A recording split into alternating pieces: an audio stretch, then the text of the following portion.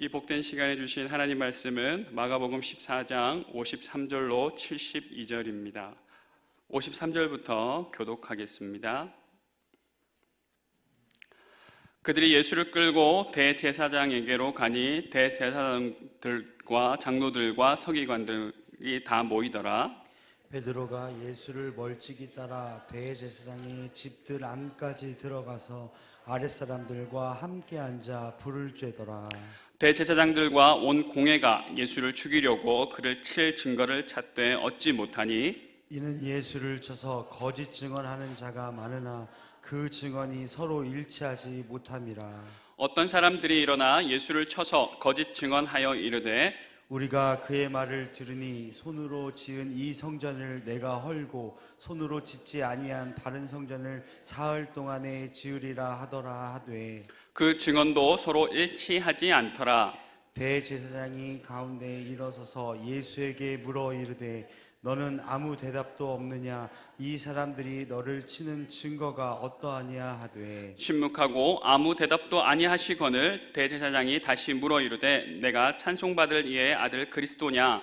예수께서 이르시되 내가 그니라. 인자가 권능자의 우편에 앉은 것과 하늘 구름을 타고 오는 것을 너희가 보리라 하시니 대제사장이 자기 옷을 찢으며 이르되 우리가 어찌 더 증인을 요구하리요? 그 신성 모독하는 말을 너희가 들었도다. 너희는 어떻게 생각하느냐 하니 그들이 다 예수를 사형에 해당한 자로 정죄하고 어떤 사람은 그에게 침을 뱉으며 그의 얼굴을 가리고 주먹으로 치며 이르되 선지자 노릇을 하라 하고 하인들은 손바닥으로 치더라. 베드로는 아랫뜰에 있더니 대제사장의 여종 하나가 와서 베드로가 불 쬐고 있는 것을 보고 주목하여 이르되 너도 나사렛 예수와 함께 있었도다 하거늘 베드로가 부인하여 이르되 나는 내가 말하는 것이 무엇인지 알지도 못하고 깨닫지도 못하겠노라 하며 앞들로 나갈새 여종이 그를 보고 곁에 서 있는 자들에게 다시 이르되 이 사람은 그 도당이라 하되 또 부인하더라. 조금 후에 곁에 서 있는 사람들이 다시 베드로에게 말하되 너도 갈릴리 사람이니 참으로 그 도당이니라. 그러나 베드로가 저주하며 맹세하되 나는 너희가 말하는 이 사람을 알지 못하로나 하니 닭이 곧 두 번째 울더라. 이에 베드로가 예수께서 자기에게 하신 말씀 곧 닭이 두 번 울기 전에 내가 세 번 나를 부인하리라 하심이 기억되어 그 일을 생각하고 울었더라. 아멘. 이번 주는 특별 새벽 기도로 우리가 특별하게 모이는 날입니다. 오늘 그 세 번째 날인데요. 특별한 은혜가 우리가 앉은 자리마다 또 우리가 예배하는 자리마다 가득 넘치길 주님의 이름으로 간절히 기원드립니다. 우리 대한민국 4월은 참 아픔의 흔적들이 많은 달입니다. 그 중에서 바로 오늘이죠. 1970년 4월 8일 그날도 그 아픔의 날 가운데 하루입니다. 오늘처럼 수요일이었습니다. 오전 6시 40분 갑자기 굉음을 내며 와우 아파트 15동이 순식간에 무너져 내립니다. 보시는 것처럼 저렇게 아파트가 하루아침에 무너져 내리고 말았습니다. 이 사고로 인해서 총 34명이 사망하고 40명의 부상자가 나왔습니다. 이 끔찍한 사고가 일어난 원인은 부실공사였습니다. 원래 계획보다 아파트를 더 짓기로 계획을 변경하면서 한 동에 1,200만 원이 쓰여져야 되는데 660만 원밖에 사용되지 않았습니다. 그러니까 1,200만 원을 써야 제대로 된 아파트를 만드는데 그 절반의 돈을 들여서 아파트를 짓겠다고 하니 제대로 지어질 리가 없습니다. 부실기업이 나타나고 하청에 또 재하청을 주고 부실기업은 철근과 시멘트를 제대로 사용하지 않았다고 합니다. 당시 조사 결과에 의하면 이 와우 아파트가 세워진 와우산은 70도의 경사가 진 곳인데요.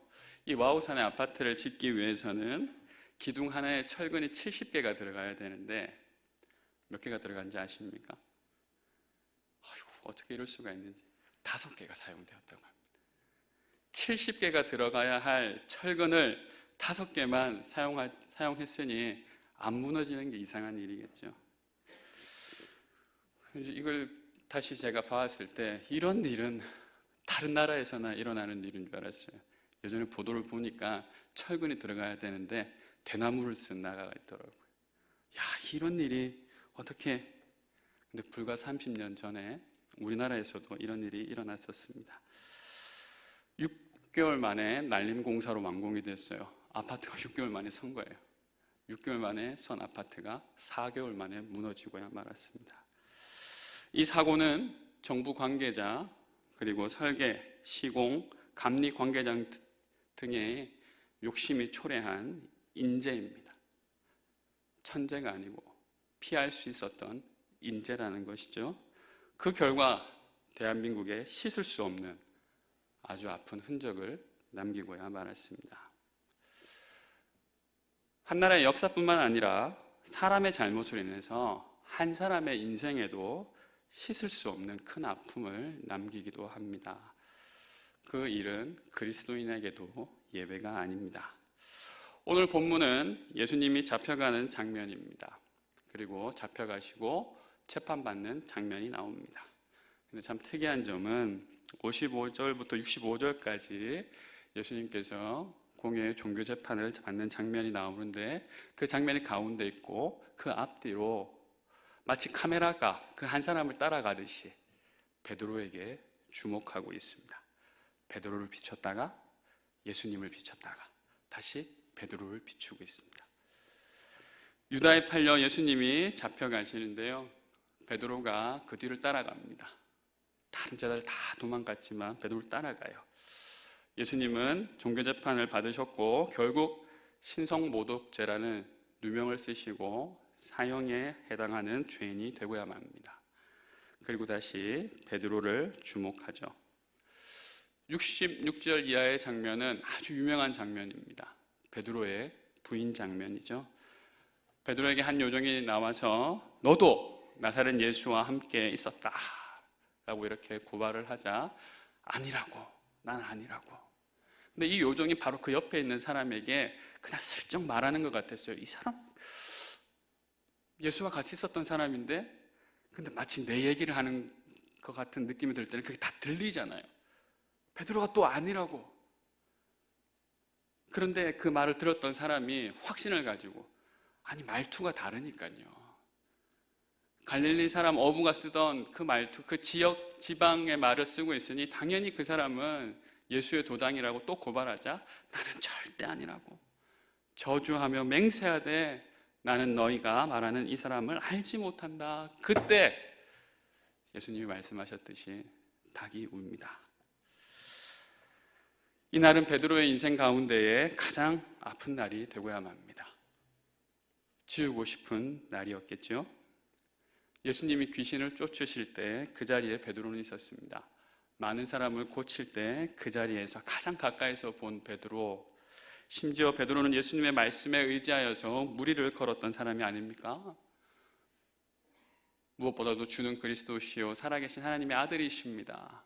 오늘날 모든 그리스도인들의 신앙 고백의 모범 답안을 말을 했던 베드로입니다. 그래서 베드로를 우리는 수제자라고 부르죠. 그 수제자 베드로가 오늘 예수님을 부인하고 있습니다. 그런 베드로가 하루아침에 무너지고야 말았습니다. 우린 그럴 때가 있습니다. 그런 질문을 받을 때가 있죠. 당신도 그리스도인이십니까? 당신도 예수님의 제자이십니까? 목사님 저에게도 물을 때가 있어요. 당신도 목사입니까? 당신도 예수의 제자입니까? 평소라면 당연히 네, 그렇습니다. 그렇게 대답했겠죠. 하지만 내 앞에서 예수님을 믿는 사람들이 잡혀가고 구타를 당하고 예수를 믿는다는 이유로 손해를 보게 된다고 할 때, 심지어 예수를 믿는다는 이유로 죽임을 당할 수 있을 때 우리는 어쩌면 머뭇거릴 수밖에 없고 심지어 부인할지도 모릅니다. 하지만 오늘 베드로의 일은 아무리 이해하고 또 이해한다고 할지라도 우리가 비난은 할 수는 없지만 그것은 막을 수 있었던 인재라는 것입니다. 피할 수 있었던 일입니다. 당연히 부인하지 않고 그런 상황에서 분명히 그렇습니다. 나는 예수 그리스도의 제자입니다. 라고 하는 것이 성숙한 예수님의 제자의 모습입니다. 그렇다면 어떻게 부끄럽게 예수님을 부인하지 않고 세상 속에서 예수님을 시인하면서 당당하게 예수님의 제자로 살아갈 수 있을까요? 첫 번째로는 십자가 사명에 대해 올바르게 이해해야 합니다. 오늘 본문에 나오는 베드로의 모습은 비겁해 보이지만 사실 조금 전만 하더라도 그 어느 제자보다 용감했던 제자였습니다. 예수님이 유다의 거짓된 입맞춤으로 체포될 상황에서 마가복음 14장 47절 이렇게 얘기하고 있습니다. 곁에 서 있는 자 중에 한 사람이 칼을 빼어 대제사장의 종을 쳐 그 귀를 떨어뜨리니라. 이 사람이 누군고 하니 요한복음에 기록되어 있더라고요. 요한복음 18장 10절 보니 이에 시몬 베드로가 칼을 가졌는데 그것을 빼어 대제사장의 종을 쳐서 오른편 귀를 베어버리니 그 종의 이름은 말고라. 누가 그랬다고요? 베드로가 그랬대요. 물고기만 잘 잡는 줄 알았는데 칼도 잘 썼어요. 어떻게 귀만 이렇게 베실 수가 있을까? 아주 이게 칼을 잘 쓴다는 걸 말씀드린 것이 아니라 예수님이 잡혀가는 그 상황을 견딜 수 없었던 사람, 용감했던 사람 베드로라는 것입니다. 그런 베드로가 예수님을 부인했습니다. 왜 그랬을까요? 베드로는 체포된 예수님, 무력한 예수님을 보자 다리에 힘이 풀리고 맙니다. 그가 본 예수님은 무력한 예수님이었고 체포된 예수님이었습니다. 다시 말씀만 드리면 아직도 베드로는 예수님이 잡혀야 하는 이유를 알지 못했기에 그 모습 앞에 무너지고야 맙니다. 베드로는 여전히 이해하지 못했습니다. 십자가를 지셔야 한다는 사실을 받아들이지 못했습니다. 주는 그리스도시요 살아계신 하나님의 아들이십니다. 이 고백을 하고 칭찬을 받은 예수님은 이제 내가 고난받고 죽임당하고 부활할 것이다 라고 말씀하자 베드로가 안 됩니다. 이때 베드로가 항변했다라고 하죠. 꾸짖었다. 오히려 제자가 선생님을 꾸짖는 그런 행동을 했던 베드로. 그래서 예수님은 뭐라고 하셨습니까? 마가복음 8장 33절이죠. 예수께서 돌이키사 제자들을 보시며 베드로를 꾸짖어 이르시되 사탄아 내 뒤로 물러가라. 내가 하나님의 일을 생각하지 아니하고 도리어 사람의 일을 생각하는도다 하시고 몰랐어요. 그때 이렇게 크게 혼났습니다. 크게 혼난 베드로 여전히 깨닫지 못하고 있었던 것입니다. 지금도 여전히 베드로는 예수님의 십자가 사명을 이해하지 못하고 있습니다. 그래서 부인할 수밖에 없었어요. 그래서 겁이 났고 부인할 수밖에 없었다는 것. 우리는 지금 고난주간의 한가운데에 서 있습니다. 고난주간에 우리는 금식을 합니다. 예전에는 실제로 하루 한 끼 금식, 하루 금식 또 이렇게 금식을 했고 근래에는 또 미디어 금식, 그렇게 즐겨 찾던 SNS도 하지 않고 인터넷 서핑도 하지 않고 일정 시간은 딱 금식하는 금식을 많이 해요. 주님의 고난을 묵상하고 또 그 고난에 참여하기 위해서죠. 이렇게 금식을 하는데 아직도 금식을 하지 않으신 분들이 계시다면 남은 기간에 한번 이렇게 해보겠다라고 결단하시면 참 좋겠습니다. 그런데 우리가 여기서 주의해야 될 것이 있죠. 주님이 당하신 고난은 어떤 고난입니까? 배고픔의 고난이 아니에요. 주님이 당하신 고난은 미디어 하면서 노는 재미를 그만두는 고난이 아니었습니다. 보고 싶은 거 보지 않는 고난이 아니고 놀고 싶은 거 놀지 않는 고난이 아니었다는 겁니다. 자기 만족적 고난은 더더욱더 아니었습니다. 주님이 당하신 고난은 그렇다면 우리는 무엇일까요? 우리를 살리시기 위한 고난이었습니다. 살리기 위해 당한 고난, 주님의 십자가 사명을 이해하지 못해서 고난 그 자체에 집중하면 때론 자학적 고난을 하게 됩니다. 그것이 아니라 우리는 생명을 살리기 위해서, 그래서 손해보는 고난, 생명을 살리기 위해서, 그래서 불편한 고난, 생명을 살리기 위해서 수고하는 고난을 우리의 몸에 채워야 됩니다. 그럴 때 갑자기 두렵고 아프고 힘들고 지칠 때 우리는 예수님을 부인하지 않을 수 있습니다. 예수님이 나의 주인, 나의 구주라고 고백할 수 있습니다. 왜냐하면 우리 주인 대신 예수님이 그러셨기 때문입니다. 예수님이 어떻게 하셨는지 우리 말씀을 보도록 할까요? 오늘 말씀 61절 말씀 그리고 62절 말씀 우리 성경을 보시면서 함께 읽도록 하겠습니다. 시작. 침묵하고 아무 대답도 아니하시거늘 대제사장이 다시 물어 이르되 내가 찬송받을 이의 아들 그리스도냐? 예수께서 이르시되 내가 그니라. 인자가 권능자의 우편에 앉은 것과 하늘 구름을 타고 오는 것을 너희가 보리라 하시니. 아멘. 시덥지 않은 거짓 증언을 할 때는 대답도 하지 않으셨던 예수님께서 네가 누구냐? 네가 바로 찬송받을 이, 즉 하나님의 아들 그리스도냐? 라고 물을 때는 주저하지 않고 뭐라고 합니까? 내가 그라. 내가 그라. 부인하지 않으셨어요. 그리고 하나님의 교회 우편에 앉을 것과 그리고 다시 올 것에 대해서 말씀하고 계십니다. 우리도 주님의 고난을 채우고 예수님처럼 고백할 수 있는 우리 모든 신실한 제자 되시길 주님의 이름으로 축복합니다. 우리가 어떻게 예수님을 시인하는 당당한 제자로 살아갈 수 있을까요? 두 번째로는 알람을 무시하지 말아야 됩니다. 요즘 알람 많이 받으시죠? 윙 이거 어떻게 하면 끌 수 있을까? 끄시면 안 됩니다. 코로나19로 인하여서 그전에도 이 알람이 있었는데 특별히 근래에 알람을 많이 받으세요. 알람 종류를 보니까 위급 재난 문자, 긴급 재난 문자, 그리고 안전 안내 문자 이렇게 세 가지로 우리나라는 구분된다고 합니다. 이런 외부에서 오는 알람뿐만 아니라 우리 스스로 하는 알람이 있습니다. 대표적인 게 기상 알람. 요즘 주무시기 전에 다 맞추고 주무시죠? 근데 아침에 일어나겠다라고 내가 맞춘 알람인데 그리고 시계는 정확하게 지나가서 그 시간에 울렸는데 우리는 그 알람을 끄고 무시하고 다시 잡니다. 그리고 시계를 다시 또 여러 개 맞추고 그러지만 또 잡니다. 새벽기도 나오신다라고 여러 가지 알람을 하실 텐데 제가 좋은 방법 한 가지 가르쳐 드리겠습니다. 내 몸에 하는 알람인데요. 주무시기 전에 물을 많이 드십시오. 물을 많이 드시면 이 알람이 작동합니다. 물을 많이 드세요. 부작용이 있어요. 내가 원하는 시간에 일어나지 않을 수 있어요. 좀 더 일찍 일어나실 수도 있어요. 그럼 좀 더 일찍 오셔서 기도하시면 되겠습니다. 알람의 주요 기능은 때가 되었다는 것을 알려주는 것입니다. 그런데 이 의미는 또 다른 기능이 있는데요. 이전의 것은 중단하라는 거예요. 이전의 것은 중단하고 새롭게 시작하라.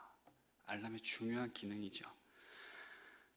저도 이제 안전벨트를 하지 않고 먼저 출발할 때가 잊어먹고 출발할 때가 있으면 이 알람이 땅땅 울려요. 이제 안전벨트를 하지 않았던 행동은 그만두고 새롭게 안전벨트를 매라라는 시도죠. 닭이 울기 전에 베드로가 3번 부인하는 장면은 마가복음뿐만 아니라 다른 복음서에도 마태, 누가, 요한복음에도 나옵니다. 그런데요, 마가복음만의 특징이 있더라고요. 다른 복음서에서는 닭이 울기 전에 내가 3번 나를 부인하리라. 또한 요한복음은 특별히 닭이 울었다라고만 기록되어 있는데요. 마가복음은 닭이 곧 2번째 울더라. 오늘 설교의 제목처럼 닭이 2번 울기 전에 울었다라는 앞에 2번이라는 표현이 있어요. 2번 울었다라는 거예요. 그럼 이 2번 울었다라는 것이 꼬끼요 꼬끼요 이렇게 2번 울은 건지 아니면 꼬끼요 한번 울었다가 이후에 꼬끼요 울은 건지. 그런데 성경이 그것을 우리에게 가르쳐주고 있습니다. 우리 68절 한번 보실까요? 68절 오늘 말씀 68절 다시 한번 읽어보겠습니다. 시작. 베드로가 부인하여 이르되 나는 내가 말하는 것이 무엇인지 알지도 못하고 깨닫지도 못하겠노라 하며 앞들로 나갈세. 이렇게 하고 나서 그 뒤에 1하고 가로 돼 있죠? 예, 1하고 가로 돼 있으면 쭉 아래 내려오면 어떻게 되어 있습니까? 1번을 따라가 보라는 얘기인데요. 1번 1. 어떤 사본에는 68절 끝에 마침 닭이 울더라. 그러니까 이 2번 울었다라는 것은 꼬끼요 꼬끼요 울었다는 것이 아니라 베드로가 아니야 첫 번째 부인하였을 때 꼬끼요 울었다라는 거예요. 그리고 2번 부인하고 마지막 3번 부인했을 때 다시 꼬끼요 울었다는 거예요. 무엇을 말해요? 이미 베드로는 닭의 울음소리를 들었다는 겁니다. 이미 베드로는 그때 가서 이것이 예수님의 말씀이구나 라고 깨달은 것이 아니라 첫 번째 들었을 때 깨달을 수 있었다는 것이죠. 알람은 기회입니다. 때로는 부모님이, 때로는 남편이, 때로는 아내가, 때로는 자녀가 우리에게 알람이 됩니다. 알람은 참 힘든 일이죠. 듣기 싫은 것이죠. 하지만 들으셔야 돼요. 셀 리더님이, 교구장님이, 부교구장님이 알람을 줍니다. 그럼 그 알람에 반응하셔야 돼요. 이전 것은 멈추고 새롭게 행동하셔야 됩니다. 나에게 알람을 주는 분이 계시다라면 그분께 오늘 꼭 감사하십시오. 하인리 법칙이라고 있습니다. 한 번의 큰 사고 전에 300번의 징후와 29번의 경고가 주어진다고 합니다. 그리고 한 사건이 일어난다고 해요. 4월의 많은 아픔의 역사 가운데 되돌아보면 300번의 징후가 있었고 29번의 경고가 있었다는 거예요. 그 경고에 반응했더라면, 그 닭 울음소리에 반응했더라면 한 번의 큰 사고를 막을 수 있었다는 겁니다. 그 경고에 반응했더라면 와우 아파트는 무너지지 않았을 것이고 적어도 그곳에서 인명피해는 입지 않았을 것입니다. 하지만 우리 인간사가 그 법칙대로 되는 게 아니죠. 안타깝게도 베드로는 오늘 그 꽃기호 닭울음 소리에 그 기회의 알람에 반응하지 못했습니다. 베드로는 이 이후에 예수님을 만나지 못합니다. 십자가 달리시기까지 예수님을 만나지 못하죠. 다시 고향으로 돌아가고 절망할 수밖에 없었습니다. 어쩌면 예수님의 이 말씀처럼 된지도 모르겠습니다. 마가복음 8장 38절입니다. 함께 읽어볼까요? 마가복음 8장 38절 함께 읽겠습니다. 시작. 누구든지 이 음란하고 죄 많은 세대에서 나와 내 말을 부끄러워하면 인자도 아버지의 영광으로 거룩한 천사들과 함께 올 때에 그 사람을 부끄러워하리라. 베드로가 예수님을 부끄러워하였듯이 이제 베드로는 예수님의 부끄러움이 되는 것이 마땅한 것이었습니다. 다시 보지 않는 것이 마땅한 일이었겠죠? 하지만요, 베드로가 이 이후에 어떤 삶을 사느냐?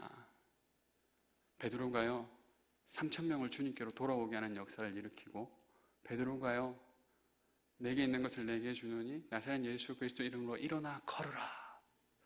안진뱅이를 일으키는 역사도 일으키고요, 교회를 세우고.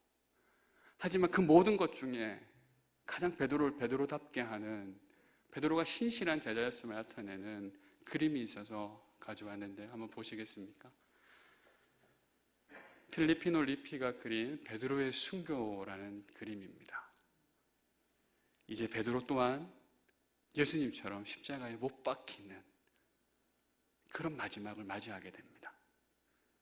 저는 이 장면이 가장 베드로가 베드로다웠다는 모습으로 기억되었으면 좋겠어요. 물론 베드로가 십자가에 못 박혔다는 것은 분명한 사실인데 이렇게 거꾸로 십자가에 못 박혔다는 것은 우리 성경에 나오는 것은 아니라 전승에 의하면 베드로는 십자가에 달릴 때에 주님처럼 똑바로 서서 달리지 않고 거꾸로 매달렸다라고 합니다. 베드로는 십자가를 거부하지 않았어요. 십자가를 부인했던 베드로가 십자가에 거꾸로 달려서 마지막에 이렇게 주님 앞으로 나아가게 되었는데요. 어떻게 이런 일이 일어날 수 있을까요? 마지막으로 우리가 주님을 부인하지 않고 끝까지 마지막 십자가를 달리는, 십자가를 지는 삶을 살아갈 수 있었던 것은 포기하지 않는 주님의 사랑 때문이었습니다. 주님은 우리를 부인하신다고 말씀하셨지만 그러지 않으셨어요. 베드로에게 다시 다가오셨죠. 부활하신 주님이 베드로에게 다가오셔서 이렇게 묻습니다. 요한의 아들 시몬아, 내가 나를 사랑하느냐?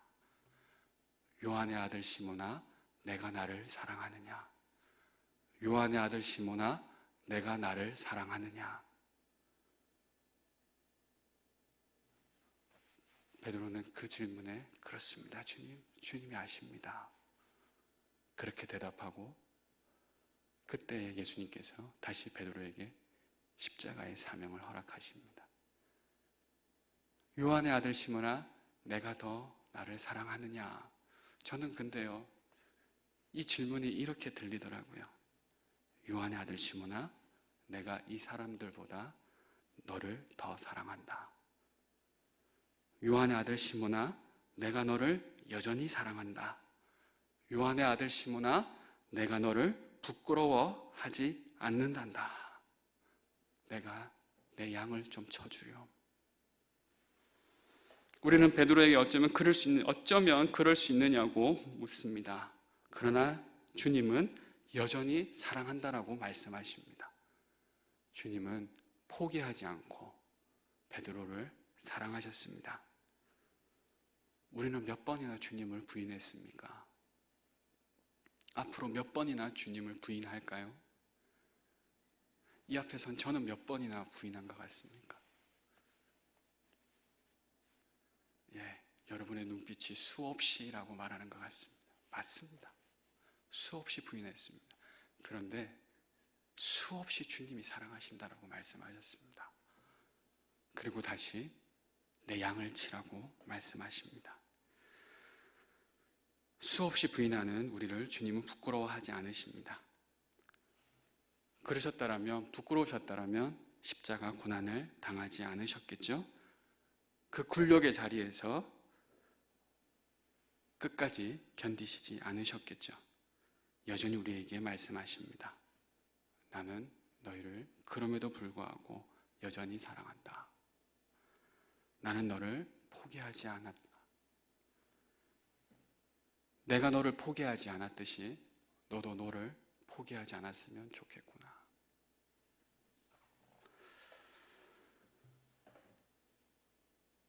내가 그니라.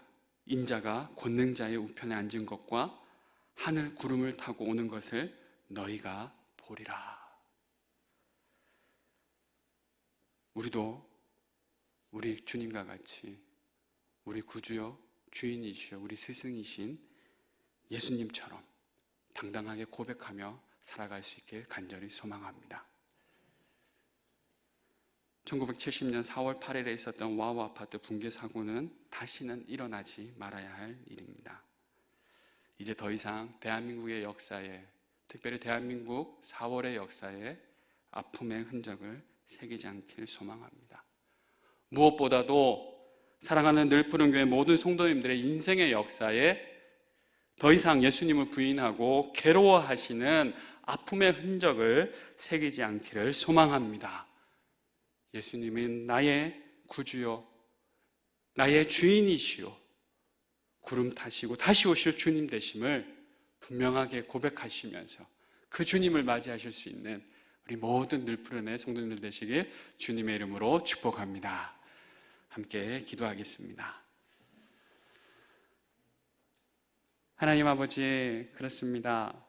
끝까지 우리를 포기하지 아니하고 사랑하셨듯이 우리 또한 끝까지 주님은 나의 구주요 주인이시요 나의 스승 되심을, 다시 오실이심을 고백하며 당당하게 살아가는 예수님의 신실한 제자 되게 하여 주시옵소서. 하나님 아버지, 우리에게 때로는 그리스도인이냐라고 물을 때가 있습니다. 비아냥 거릴 때가 있습니다. 숨고 싶을 때가 있습니다. 베드로가 그러했던 것처럼 우리도 부인하고 싶을 때가 참 많습니다. 또 그랬습니다. 하지만 하나님, 이제는 앞으로는 주님의 그 귀한 사랑에 기대어서 하나님 당당하게 고백할 때마다 우리를 지켜주시고 그 모든 상황을 뛰어넘게 하여 주시고 고백한 자들을 더 존귀하게 여기시는 하나님 그 귀한 사랑으로 살아갈 수 있도록 주님 역사하여 주시옵소서. 코로나19로 인하여서 힘들고 아파하는 하나님, 우리 이 나라를 치유하여 주시고 특별히 또 나이 많으신 또 우리 어르신들 하나님 활력이 넘치게 하여 주셔서 특별히 보호하여 주시고 우리 자녀들이 주님 앞에 나와 예배하고 또한 잘 배움의 자리를 회복할 수 있도록 주님 역사하여 주시옵소서. 하나님께서 오늘 하루 가운데도 함께하여 주셔서 베드로를 살리신, 베드로를 일으키신 그 귀한 은혜가 우리의 삶 가운데에 가득 넘치게 하여 주시옵소서. 이 모든 말씀 예수 그리스도의 이름으로 기도합니다. 아멘.